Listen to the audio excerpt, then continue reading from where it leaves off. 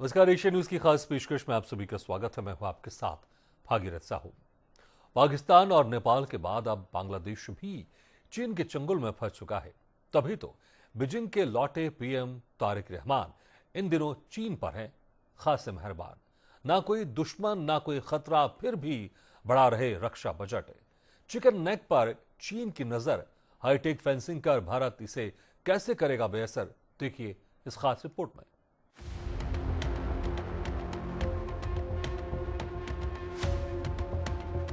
Bharat Myanmar सीमा पर hi tech fencing. 1610 kilometre लंबी बनेगी ये फेंसिंग। अमित शाह बनवाएंगे सीमाओं पर अभेद्य सुरक्षा ग्रिड। भारत म्यांमार सीमा पर फेंसिंग का कार्य हुआ तेज। सीमावर्ती इंफ्रास्ट्रक्चर विकास में 400% का भारी उछाल। बांग्लादेश की सेना खरीदेगी नई लड़ाकू विमान। ढाका ने बनाया 86,000 करोड़ का रक्षा प्लान। चीनी हथियारों पर निर्भरता लगातार बढ़ाई। चिकन नेक में खोदेगा कोई नई खाई। हिंदुस्तान का बॉर्डर बनेगा अभेद्य। घुसपैठ होगी अब बीते दिनों की बात। भारत सरकार देश की अंतर्राष्ट्रीय सीमाओं की सुरक्षा व्यवस्था में अब तक का सबसे बड़ा बदलाव करने जा रही है। केंद्रीय गृह मंत्री अमित शाह ने क्वाड्रेंगुलर सिक्योरिटी ग्रिड का ऐलान करते हुए साफ किया कि अब सीमा सुरक्षा केवल जवानों की तैनाती तक सीमित नहीं रहेगी, बल्कि आधुनिक तकनीक, मजबूत इंफ्रास्ट्रक्चर, राज्य पुलिस, नागरिक प्रशासन और सीमावर्ती लोगों की भागीदारी के साथ बहुस्तरीय सुरक्षा कवच तैयार किया जाएगा। सरकार का लक्ष्य भारत की सीमाओं को इजरायल और अमेरिका की तर्ज पर पूरी तरह तकनीक आधारित और अभेद्य बनाना है। इसके लिए artificial intelligence, anti drone system, smart sensor, thermal निगरानी और एकीकृत सुरक्षा नेटवर्क का इस्तेमाल किया जाएगा। साथ ही सीमा इंफ्रास्ट्रक्चर में 400% तक की बढ़ोतरी। भारत म्यांमार सीमा पर करीब 1610 किलोमीटर लंबी फेंसिंग और सीमावर्ती इलाकों में डेमोग्राफी पर नजर रखने जैसी योजनाओं को भी तेजी से आगे बढ़ाया जा रहा है। सरकार का दावा है कि इन कदमों से घुसपैठ, ड्रोन के जरिए हथियार और नशीले पदार्थों की तस्करी, संगठित अपराध और सीमा पार से होने वाले अन्य सुरक्षा खतरों पर प्रभावी रोक लगाने में मदद मिलेगी। जब मैं चतुष्कोणीय सुरक्षा दृष्टिकोण कहता हूं, उसमें 4 लिंब बनाए हैं। एक सीमा रक्षक बल, जिस सीमा पर जो बल होगा वो, राज्य और जिला प्रशासन, जिसने एंक्रोचमेंट, अवैध एंक्रोचमेंट से लेकर सारी गतिविधियों को देखना है, जनसांख्यिकी के बदलाव को भी स्टडी करना है और विकास के काम को बॉर्डर के पहले गांव तक पहुंचाना है। भारत सरकार के संबंधित हितधारक, जिसमें ईडी, सीबीडीटी, सारे सीमा सुरक्षा बल, भारत सरकार की दोनों सूचना की एजेंसियां, ये सभी मिलकर एक तीसरा लिंब बनता है और चौथा नागरिक, स्थानीय नागरिक। ये 4 लिंब में हम सभी सुरक्षा की समस्या का समाधान को डेबिट कर एक सर्वग्राही सुरक्षा दृष्टिकोण बनाना चाहते हैं। केंद्रीय गृह मंत्री अमित शाह ने land border districts SP conference में क्वाड्रेंगुलर सिक्योरिटी ग्रिड का ऐलान किया। यह नई व्यवस्था सीमा सुरक्षा को 4 मजबूत स्तंभों पर आधारित करेगी। इसमें केंद्रीय सीमा सुरक्षा बल यानी कि बीएसएफ, सीमावर्ती राज्यों की पुलिस, नागरिक प्रशासन और सीमा पर रहने वाले स्थानीय नागरिक एक साथ मिलकर काम करेंगे।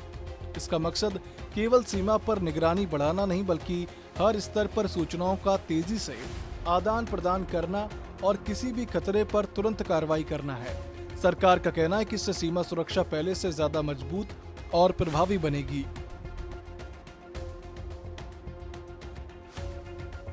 आखिर क्या है quadrangular security grid? Quadrangular security grid के प्रमुख 4 आधार हैं। सुरक्षित और तकनीक आधारित सीमा प्रबंधन, आर्थिक रूप से मजबूत सीमावर्ती क्षेत्र, सुरक्षा के प्रति जागरूक स्थानीय समाज, आधुनिक और एकीकृत सुरक्षा तंत्र। टेरर और ट्रेड एक साथ नहीं चल सकते और पानी और खून भी एक साथ नहीं बह सकता। मैं आज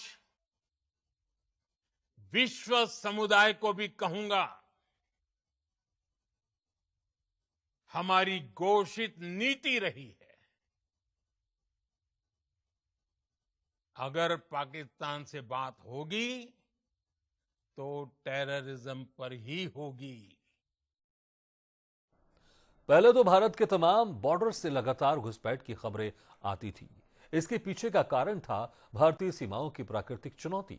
अब इन पर जीत हासिल करते हुए भारत सरकार ने स्मार्ट बॉर्डर बनाने का फैसला किया है। कैसे बनेगा हमारा बॉर्डर स्मार्ट, आइए इसे समझने की कोशिश करते हैं। भारत की सरकार अब सीमा सुरक्षा को पूरी तरह तकनीक आधारित बनाने की दिशा में काम कर रही है। इसके तहत आर्टिफिशियल इंटेलिजेंस से लैस कैमरे, स्मार्ट सेंसर, थर्मल इमेजर और एंटी ड्रोन सिस्टम का इस्तेमाल किया जाएगा। जहां सामान्य फेंसिंग संभव नहीं है, वहां जमीन के भीतर सेंसर और इंफ्रारेड तकनीक से हर गतिविधि पर नजर रखी जाएगी। एंटी ड्रोन सिस्टम संदिग्ध ड्रोन की पहचान कर उन्हें रोकने या उनके सिग्नल को निष्क्रिय करने में मदद करेगा। सरकार का लक्ष्य सीमा पर हर संदिग्ध गतिविधि की तुरंत पहचान कर सुरक्षा एजेंसियों तक सूचना पहुंचाना है। अमित शाह ने कहा कि पिछले वर्षों में सरकार ने सीमा क्षेत्रों के इंफ्रास्ट्रक्चर में करीब 400% की बढ़ोतरी की है। सीमावर्ती इलाकों में सड़कों, पुलों, संचार नेटवर्क और अन्य जरूरी सुविधाओं को तेजी से विकसित किया गया है। इनका मकसद सुरक्षा बलों की आवाजाही को आसान बनाना और जरूरत पड़ने पर तुरंत कार्रवाई सुनिश्चित करना है। गृह मंत्री ने कहा कि अब सीमा सुरक्षा को वैज्ञानिक सोच के साथ आगे बढ़ाया जा रहा है ताकि भारत का बॉर्डर मैनेजमेंट दुनिया के सबसे आधुनिक सिस्टम में शामिल हो सके। इसके अंदर ढेर सारी चीजें ली है हमने, जिसमें एंटी ड्रोन सिस्टम भी है, जिसके अंदर रडार भी है, हाई रेजोल्यूशन कैमरास भी है, घुसपैठ रोकने के लिए चेतावनी देने का तंत्र भी है, कई प्रकार की व्यवस्था है। विश्व की सबसे आधुनिक बॉर्डर सुरक्षा ग्रिड हम आने वाले समय में स्मार्ट बॉर्डर प्रोजेक्ट के तहत एस्टेब्लिश करना चाहते हैं। घुसपैठ रोकने के लिए डेमोग्राफी पर भी रहेगी नजर, क्योंकि सीमावर्ती इलाकों में अस्वाभाविक जनसंख्या बदलाव राष्ट्रीय सुरक्षा के लिए गंभीर चुनौती बन सकते हैं। इसीलिए नई व्यवस्था में स्थानीय स्तर से लेकर शीर्ष स्तर तक ऐसी किसी भी गतिविधि की जानकारी तेजी से पहुंचाने का तंत्र तैयार किया जा रहा है। सरकार का कहना है कि सीमाई क्षेत्रों की डेमोग्राफी में किसी भी तरह के असमान बदलाव पर लगातार नजर रखी जाएगी। इसका उद्देश्य घुसपैठ, अवैध गतिविधियों और सीमा पार से होने वाले संगठित प्रयासों को समय रहते रोकना है। मैं यकीन दिलाना चाहता हूं, बहनों भाइयों, सरकार रहे अथवा न रहे, क्योंकि मैंने पहले ही कहा कि हम लोग केवल सरकार चलाने के लिए राजनीति नहीं करते हैं। यकीन रखना, भारत माता का मस्तक हम लोग किसी भी सूरत में झुकने नहीं देंगे बहनों भाई, झुकने नहीं।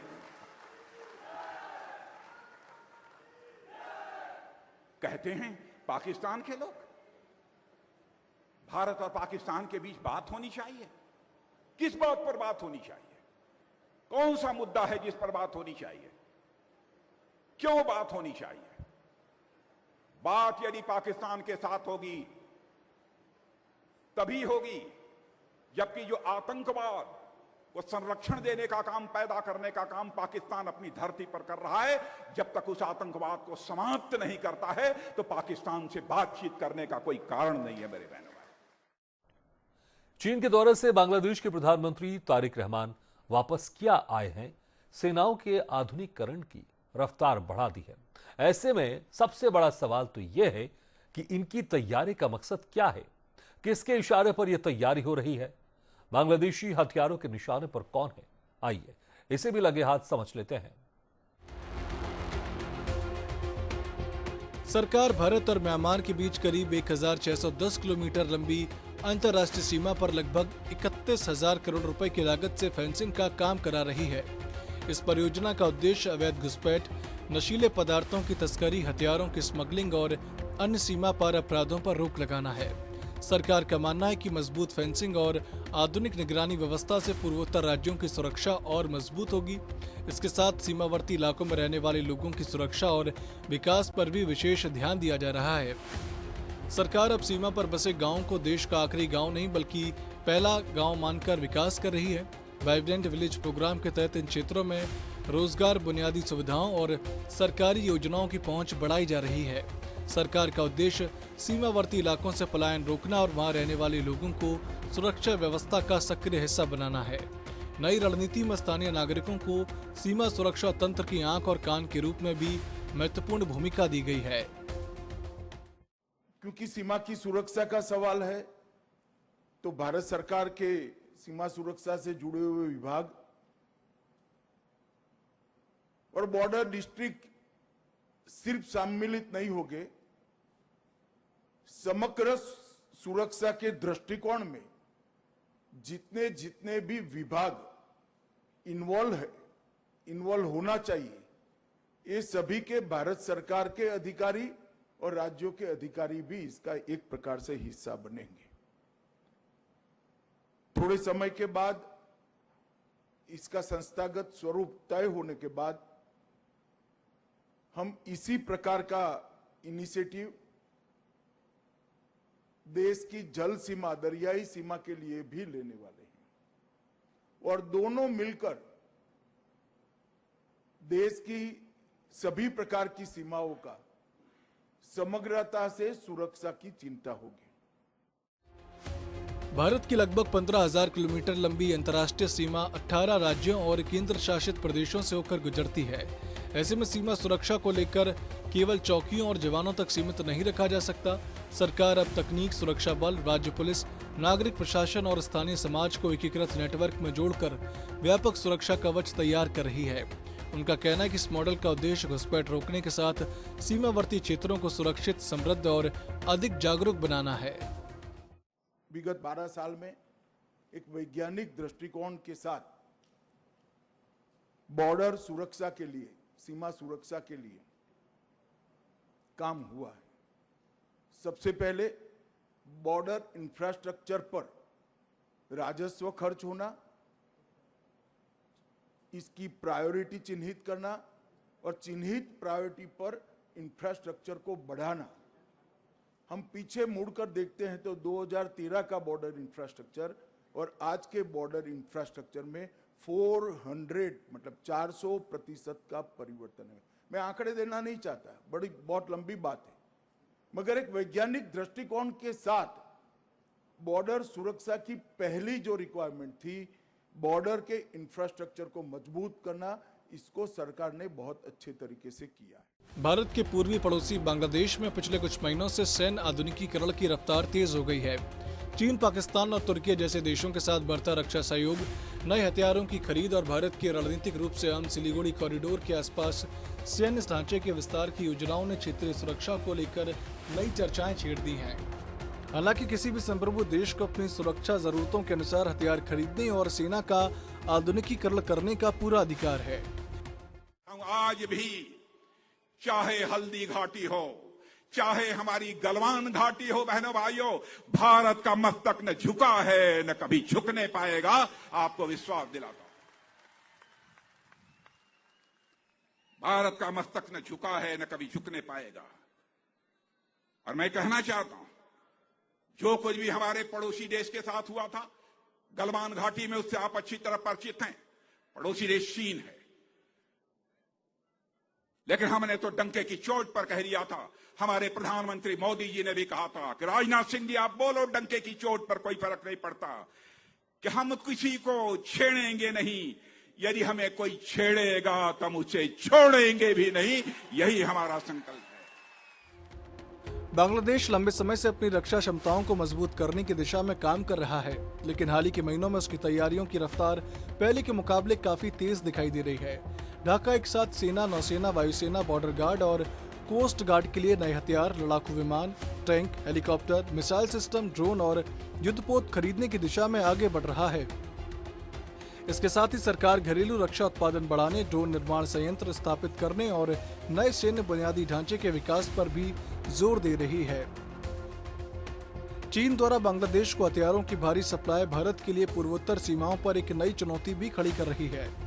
ढाका का बीजिंग पर सैन्य रूप से निर्भर होना इस पूरे क्षेत्र के शक्ति संतुलन को प्रभावित कर सकता है।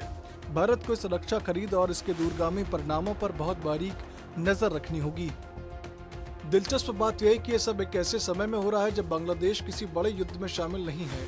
ऐसे में सवाल उठना स्वाभाविक है कि आखिर ढाका इतनी तेजी से अपनी सैन्य क्षमता क्यों बढ़ा रहा है। पिछले कुछ वर्षों और खासकर हाल ही के महीनों में उसने कौन कौन से रक्षा सौदे और फैसले किए हैं, आइए इसे विस्तार से समझते हैं। बांग्लादेश की सेना की खरीदारी। चीन से VT-5 लाइट टैंकों की नई खेप। 2022 से ऐसे 44 टैंक सेना को मिल चुके। 155 मिमी Nora B-52 K1 self propelled howitzer. Nora B-52NG मानक में किया गया है अपग्रेड। तुर्की से TRG 230 और TRG 300 गाइडेड रॉकेट खरीदे। अमेरिकी ब्लैक हॉक हेलीकॉप्टर भी होंगे शामिल। भारत म्यांमार बॉर्डर पर 1610 किलोमीटर लंबी फेंसिंग उग्रवाद और अवैध मानव तस्करी पर पूरी तरह लगाम लगाएगी। इस खुले बॉर्डर का फायदा उठाकर अब तक कई उग्रवादी संगठन आसानी से सीमा पार सुरक्षित ठिकानों पर छिप जाते थे। अब इस फेंसिंग और सख्त पैरे के बाद उनकी ऐसी गतिविधियां पूरी तरह बंद हो जाएंगी। बांग्लादेशी सेना अपने जमीनी युद्ध क्षमता को मजबूत करने पर लगातार काम कर रही है। फरवरी 2026 में सेना को चीन से VT-5 टाइप 15 लाइट टैंकों की नई खेप मिली। इससे पहले भी 2022 में ऐसे 44 टैंक सेना को मिल चुके हैं। इन टैंकों को अधिक गतिशील और तेज ऑपरेशन के लिए अहम माना जाता है। तोपखाने को भी आधुनिक बनाया जा रहा है। सेना के पास मौजूद सर्बिया निर्मित 155 मिमी Nora B-52 K1 self propelled howitzer को अब नए नोरा B-52NG मानक में अपग्रेड किया जाएगा। इस अपग्रेड के बाद इनकी फायरिंग क्षमता, ऑटोमेशन और लंबी दूरी तक हमला करने की ताकत बढ़ जाएगी। इसके अलावा सेना आधुनिक गोला बारूद भी खरीद रही है। तुर्की की रोकिस्तान कंपनी से TRG 230 और TRG 300 गाइडेड रॉकेट खरीदे गए हैं, जिन्हें पोलैंड के RAK लॉन्चर सिस्टम पर इस्तेमाल किया जाएगा। बांग्लादेश का 86,000 करोड़ का मेगा प्लान दिखाता है कि वह अपनी क्षेत्रीय संप्रभुता और सैन्य आधुनिकीकरण को लेकर बेहद गंभीर है। आर्थिक चुनौतियों के बावजूद रक्षा बजट में बढ़ोतरी उनकी रणनीतिक प्राथमिकताओं को दर्शाती है। दक्षिण एशिया के बदलते माहौल में हर देश खुद को सुरक्षित करने में जुटा है। अभी तक जिन जिन हथियारों को हमने आपको बताया, ये तो जमीन से इस्तेमाल होंगे, तो आसमान को लेकर बांग्लादेश की क्या तैयारी है, इसे भी समझने की कोशिश करते हैं इस खास रिपोर्ट में।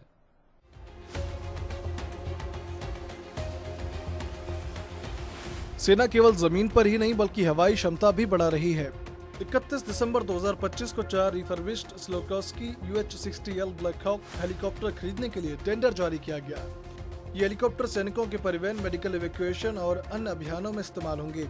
इनके साथ ही बीच क्राफ्ट किंग एयर 360ER विमान खरीदने की भी योजना है, जिन्हें हल्के परिवहन और मेडिकल मिशनों में लगाया जाएगा। दक्षिण कोरिया की काई कंपनी के LAH-1 अटैक हेलीकॉप्टर और KU-H-1 सूर्योन यूटिलिटी हेलीकॉप्टरों में भी रुचि दिखाई है। इनका उद्देश्य पुराने रूसी हेलीकॉप्टरों की जगह नए प्लेटफॉर्म लाना है। बांग्लादेश नौसेना भी अपने बेड़े का विस्तार कर रही है। दिसंबर 2025 में लार्ज पेट्रोल क्राफ्ट यानी कि LPC खरीदने के लिए टेंडर जारी किया गया। इन जहाजों का इस्तेमाल समुद्री गश्त और विशेष आर्थिक क्षेत्र यानी कि EEZ की निगरानी में किया जाएगा। फरवरी 2026 में ब्रिटेन ने अपनी सेवा से हटाए गए इको क्लास सर्वे जहाज HMS इंटरप्राइज को बांग्लादेश नौसेना को सौंप दिया। समुद्री अनुसंधान और खोज एवं बचाव अभियानों में मदद करेगा। सरकार भविष्य में आधुनिक frigate, corvette, offshore patrol vessel, पनडुब्बियों और नई नौसैनिक बेस बनाने की भी योजना पर काम कर रही है। घरेलू शिप बिल्डिंग क्षमता बढ़ाने और अंतर्राष्ट्रीय सैन्य अभ्यासों पर भी जोर दिया जा रहा है। बांग्लादेश द्वारा पनडुब्बियों और युद्धपोतों की खरीद बंगाल की खाड़ी में नए नौसैनिक समीकरणों को जन्म दे रही है। समुद्री सीमाओं की सुरक्षा के नाम पर हो रहा यह विस्तार भारत के समुद्री हितों से भी सीधा जुड़ा है। हमें सुनिश्चित करना होगा कि बंगाल की खाड़ी में किसी बाहरी ताकत का दखल न बढ़े। बांग्लादेश वायुसेना अपने पुराने लड़ाकू विमानों को बदलने की दिशा में बड़े फैसले ले रही है। दिसंबर 2025 में इटली की लियोनार्डो कंपनी के साथ यूरोफाइटर टाइफून मल्टी रोल लड़ाकू विमान खरीदने के लिए लेटर ऑफ इंटेंट यानी कि LOI पर हस्ताक्षर भी किए गए। माना जा रहा है कि भविष्य में लगभग 10 अत्याधुनिक लड़ाकू विमान खरीदे भी जा सकते हैं। हालांकि अंतिम समझौता अभी बाकी है। इसी दौरान चीन से लगभग 20 J-10C लड़ाकू विमान खरीदने की योजना भी सामने निकल कर आई है। बाद में कई मीडिया रिपोर्टों में दावा किया गया कि बांग्लादेश 2 दर्जन J-10C लड़ाकू विमान खरीदने की दिशा में आगे बढ़ रहा है और इस पर जुलाई के अंत तक समझौता भी हो सकता है। इसके अलावा पाकिस्तान के JF-17 थंडर लड़ाकू विमान में भी बांग्लादेश ने रुचि दिखाई है। जनवरी 2026 में दोनों देशों के वायुसेना प्रमुखों की बैठक के दौरान इस विषय पर विस्तृत चर्चा हुई। पाकिस्तान ने सुपर मुशाक ट्रेनर विमान की आपूर्ति तेज करने पर भी सहमति जताई है। जवानों के शौर्य के साथ जब आर्टिफिशियल इंटेलिजेंस जैसी आधुनिक तकनीक जुड़ती है तो सीमाएं पूरी तरह सुरक्षित हो जाती हैं। तकनीक सैनिकों की क्षमता को कई गुना बढ़ा देती है और मानवीय गलतियों की गुंजाइश को खत्म करती है। यह नया सुरक्षा मॉडल आने वाले समय में दुनिया के लिए एक मिसाल बनेगा। अब आप सोच रहे होंगे कि आखिर तुर्की से कौन कौन से सिस्टम बांग्लादेश को मिलेंगे, तो आइए इसे भी समझ लेते हैं। असल में जनवरी 2026 में इस बात की भी पुष्टि हुई कि बांग्लादेश ने तुर्की से 6 टाई T-129 अटैक हेलीकॉप्टर खरीदने का फैसला किया है। इनकी डिलीवरी 2027 तक होने की उम्मीद है। इसी रक्षा पैकेज में SRO मध्यम दूरी की एयर डिफेंस मिसाइल प्रणाली भी शामिल है। इसके जरिए बांग्लादेश अपनी हवाई सुरक्षा मजबूत करना चाहता ताकि विमान और ड्रोन जैसे खतरों से। ढाका की रक्षा खरीद सूची का लगातार बढ़ना भारत को अपने पड़ोसियों के साथ सैन्य और कूटनीतिक सहयोग मजबूत करने का संकेत देता है। अगर हम बांग्लादेश को उनकी जरूरत के हथियार खुद मुहैया कराएंगे तो उनकी दूसरों पर निर्भरता कम होगी। ये हमारी नेबरहुड फर्स्ट नीति को सफल बनाने के लिए बहुत जरूरी है। आज की लड़ाई में ड्रोन एक बेहतरीन हथियार है। इसके कई फायदे भी हैं। इसको इस्तेमाल करना आसान होता है। तभी तो ईरान ने ड्रोन से हमले कर अमेरिका की सारी हेकड़ी निकाल दी।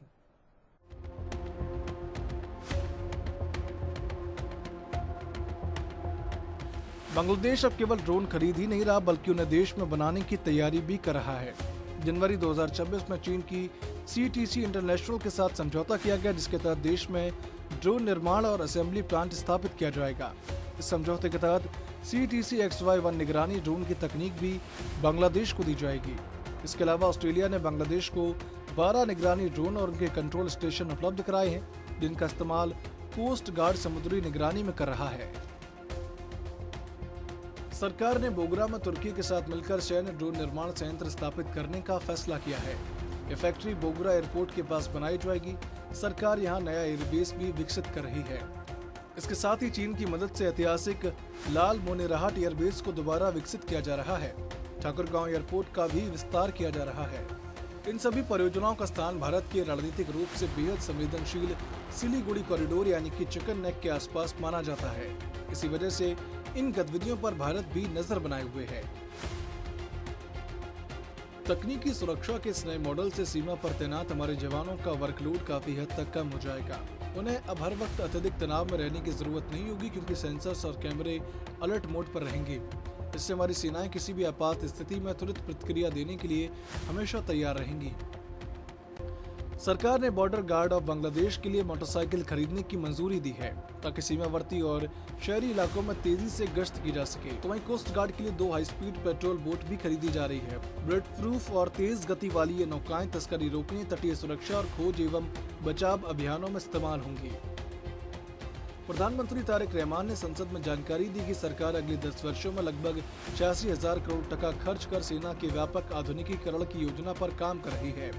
इस योजना के तहत नए टैंक, बख्तरबंद वाहन, आधुनिक artillery, rocket system, anti tank हथियार, छोटी और मध्यम दूरी की एयर डिफेंस प्रणाली, UAV, काउंटर UAV सिस्टम और आधुनिक निगरानी तकनीक शामिल की जाएगी। सरकार लंबी अवधि के युद्ध के लिए आर्टिलरी गोला बारूद, MLRS रॉकेट टैंक गोला बारूद और एंटी टैंक मिसाइलों का रणनीतिक भंडार भी तैयार करना चाहती है।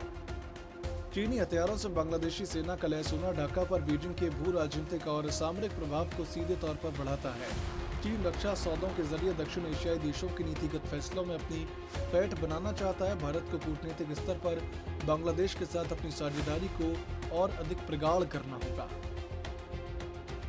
बांग्लादेश अब केवल विदेशी हथियार खरीदने तक सीमित नहीं रहना चाहता। सरकार राष्ट्रीय रक्षा औद्योगिक नीति तैयार कर रही है। इसके तहत डिफेंस इंडस्ट्रियल जोन स्थापित किए जाएंगे और तकनीक हस्तांतरण के जरिए देश में सैन्य उपकरणों का निर्माण बढ़ाया जाएगा।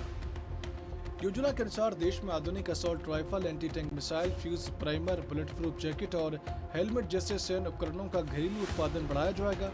साथ ही विश्वविद्यालयों, अनुसंधान संस्थानों, उद्योगों और सशस्त्र बलों के बीच सहयोग को भी बढ़ावा दिया जाएगा। पिछले कुछ महीनों में लिए गए फैसलों से साफ है कि बांग्लादेश अपनी सेना, नौसेना और वायुसेना तीनों का एक साथ व्यापक आधुनिकीकरण कर रहा है। लड़ाकू विमान, tank, helicopter, missile system, drone, युद्धपोत, एयर डिफेंस, नए एयरबेस, सैन्य बुनियादी ढांचे और घरेलू रक्षा उत्पादन जैसे लगभग हर क्षेत्र में एक साथ काम चल रहा है। इसके साथ ही चीन, तुर्की, Pakistan, Italy, Britain, America, Serbia, Japan और ऑस्ट्रेलिया जैसे देशों के साथ रक्षा सहयोग बढ़ाकर ढाका बहुस्रोत रक्षा खरीद की रणनीति पर आगे बढ़ता दिखाई दे रहा है।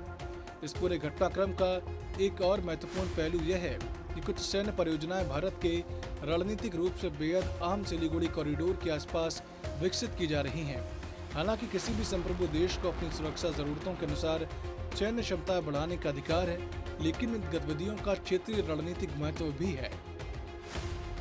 ऐसे में भारत सहित पूरे दक्षिण एशिया की सुरक्षा पर नजर रखने वाले देशों के लिए बांग्लादेश की रक्षा तैयारियों और बदलती सैन्य रणनीति पर करीबी नजर बनाए रखना स्वाभाविक माना जा रहा है। बॉर्डर इंफ्रास्ट्रक्चर के विकास बजट में 400 लॉजिस्टिक्स और पहुंच को बेहद आसान बना देगा। खराब मौसम और दुर्गम रास्तों में भी अब रसद और सैन्य साजो सामान आसानी से पहुंचाया जा सकेगा। यह आर्थिक निवेश सीधे तौर पर देश की रक्षा तैयारियों को जमीन पर मजबूत करता है। चीन लगातार भारत को घेरने के चक्कर में लगा हुआ है। पाकिस्तान या बांग्लादेश अथवा नेपाल और म्यांमार, इन सभी को अपने खेमे में शामिल करने को हमेशा ताबड़ा रहता है। उधर भारत के प्रधानमंत्री नरेंद्र मोदी एक न एक देश के साथ डील कर उसे फितरती फ्रिगेट की पैदी में कील ठोंक देते हैं। इस बार इंडोनेशिया और ऑस्ट्रेलिया के ताज़ा समझौते इस बात को और भी पुष्ट करते हैं।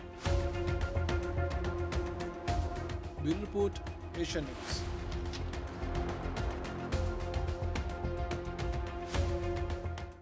इसी के साथ हमारी खास पेशकश में फिलहाल इतना है, लेकिन खबरों का सिलसिला लगातार जारी है। आप देखते रहिए एशियन न्यूज़।